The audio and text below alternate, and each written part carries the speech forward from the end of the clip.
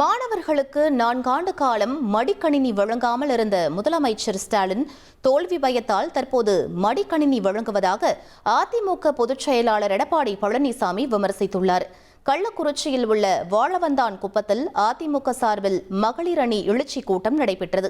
இதில் கலந்து கொண்டு பேசிய எடப்பாடி பழனிசாமி, அதிமுக ஆட்சிக்கு வந்தால் பட்டியலின மக்களுக்கு சொந்தமாக இடம் வாங்கி கொடுத்து கான்கிரீட் வீடு கட்டித்தரப்படும் என்றும் தாலிக்கு தங்கம் திட்டம் மீண்டும் செயல்படுத்தப்படும் என்றும் உறுதியளித்தார். தீபாவளி பண்டிகைக்கு பெண்களுக்கு பட்டு சேலை வழங்கப்படும் என்றும் அவர் கூறினார்.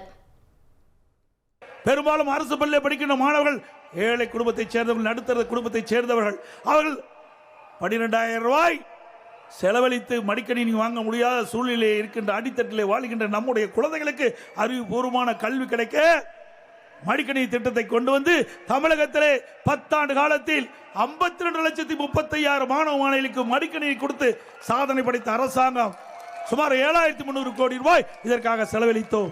4 ஆண்டு காலம் திரு ஸ்டாலின் அவர்கள் கண்டுகொள்ளவே இல்லை. இன்றைக்கு மக்களுடைய செல்வாக்கை இழந்து விட்டார். நடைபெறுகின்ற சட்டமன்ற பொதுத் தேர்தலில் தோல்வி அடைந்து விடும் என்ற தோல்வி பயத்திலே இன்றைக்கு அறிவித்திருக்கின்றார்.